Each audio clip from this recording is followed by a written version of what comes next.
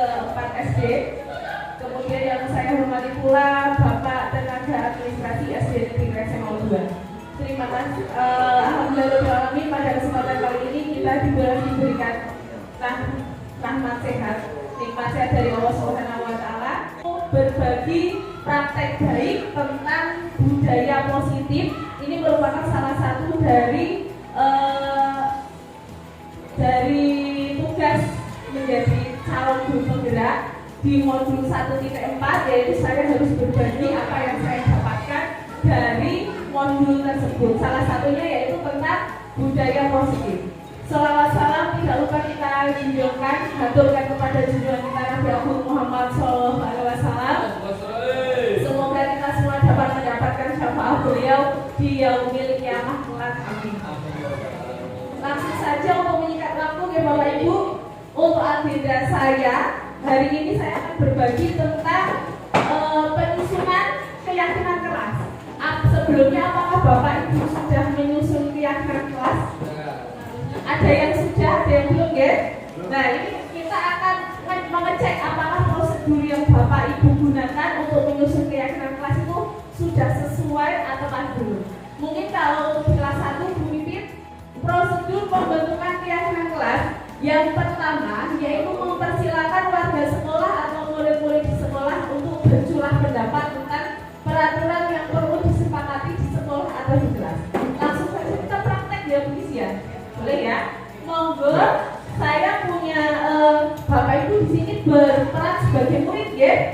Saya sebagai gurunya. Monggo anak-anak kita sebutkan peraturan-peraturan apa saja yang ada di dalam kelas yang harus kita taati. Biasanya sebutkan minimal 10 Bapak Ibu. Coba dari Pak Hendra, tuliskan satu peraturan yang harus ditaati di kelas atau di sekolah. Di kelas berarti ya kakak. Ya.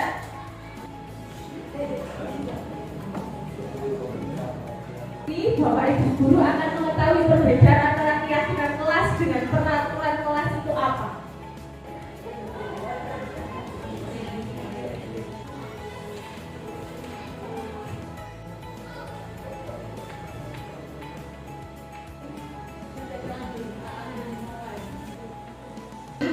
Disuruh menulis seperti ini Bapak Ibu. Kalau ada kertas plano atau kertas berwarna boleh bagus lagi ditulis di situ. Anak-anak semuanya mencurahkan pendapatnya tentang peraturan. Setelah itu, setelah anak-anak mencatat semua masukan, susunlah keyakinan kelas tadi sesuai prosedur pembentukan keyakinan kelas. Gantilah kalimat-kalimat ini yang negatif itu diubah menjadi kalimat yang positif. Jadi dari 6 peraturan ini yang negatif yang mana Bapak Ibu? Nomor 1 ya, karena ada tidak berlari. Berarti harus diganti apa agar menjadi positif? Berlari. Kalau jangan masih berjalan. Iya, berjalan yang sopan di dalam kelas. Berarti nanti ada penghapus ya. Ini ganti berjalan yang sopan di dalam kelas. Kemudian mana lagi yang ketika di dalam kelas? Berjalan dengan tertib. Iya, berjalan dengan tertib di dalam kelas. Kemudian mana lagi yang negatif? Jangan. Nomor 6, jangan. Berarti diganti apa biar positif? Mendengarkan orang yang sedang berbicara. menghargai sama.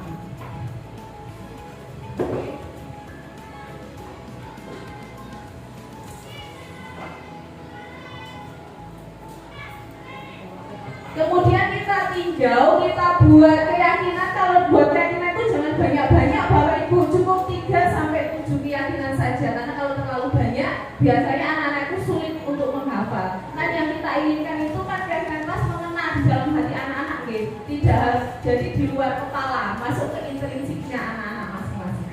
Kemudian setelah tadi muncul nilai-nilai yang bagus, yang positif yang muncul dari peraturan sekolah, itu Jadi bisa setiap anggota kelas harus saling menghargai.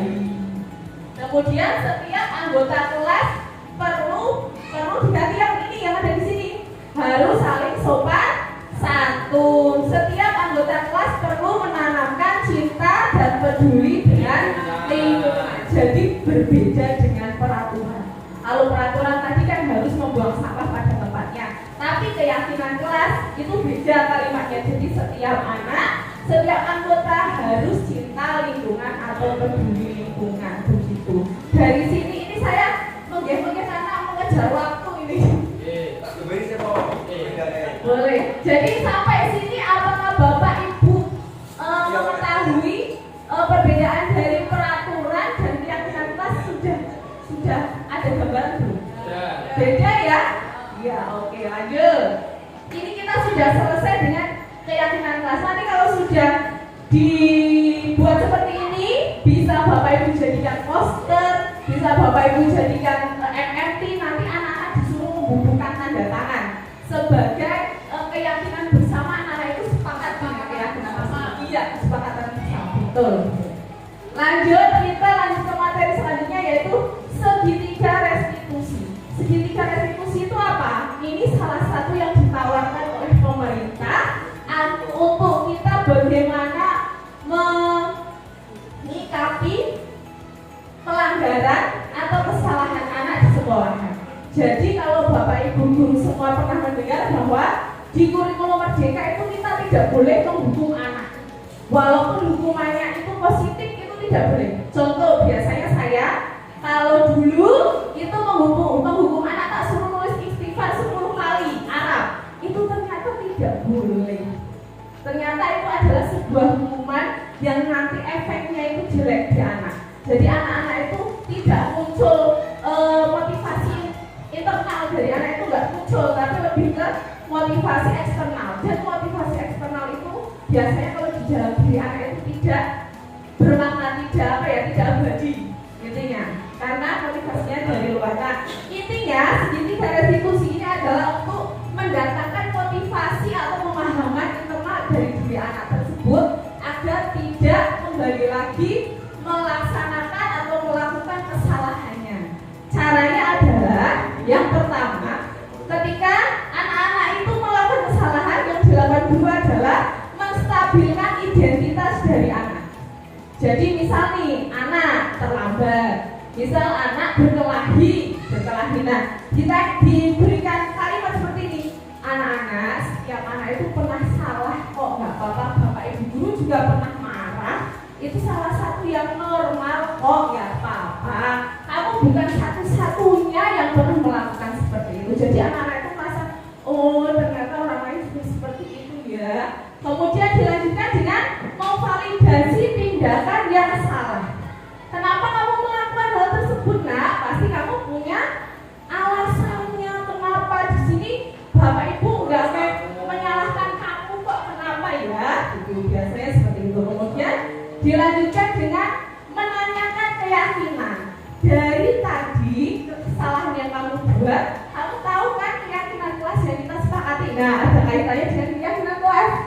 Lah keyakinan kelas apa yang kamu langgar? Nanti anak-anak menyebutkan, ini Bu, kalau saya berantem itu berarti saya nggak saling kasih sayang Bu. Nah, kemudian kamu harusnya seperti apa? Berarti harus kalau sesuai dengan keyakinan kelas. Nanti anak-anak akan menyebutkan sendiri solusinya biasanya. Nah itu ketika anak menyebutkan sendiri, berarti pemahamannya itu langsung muncul dari dalam diri anak sendiri. Diharapkan ketika pemahaman atau solusinya itu muncul dari dalam diri anak sendiri, maka anak-anak akan pembelajaran pada hari itu akan lebih bermakna. Itu Bapak Ibu. Nah, contoh dari segitiga restitusi ini sudah saya unggah di YouTube saya. Kalau Bapak Ibu mau lihat, monggo silahkan.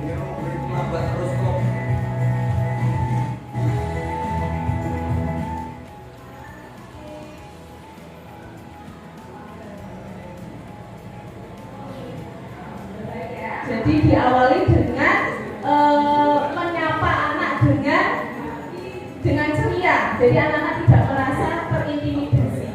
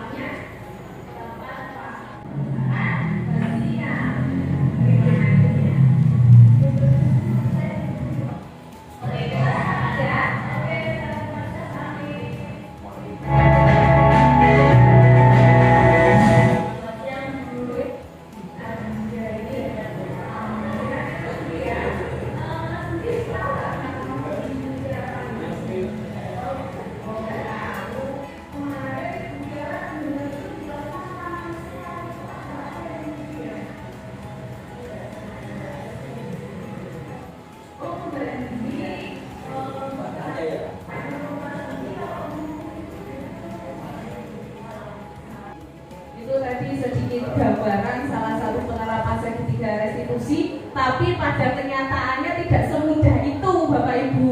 Bahkan ketika kemarin ini sharing pengalaman saya ketika Lokakarya 2 pertamanya begitu. Jadi bagaimana nanti Bapak Ibu menyesuaikan dengan kondisi masing-masing individu muridnya.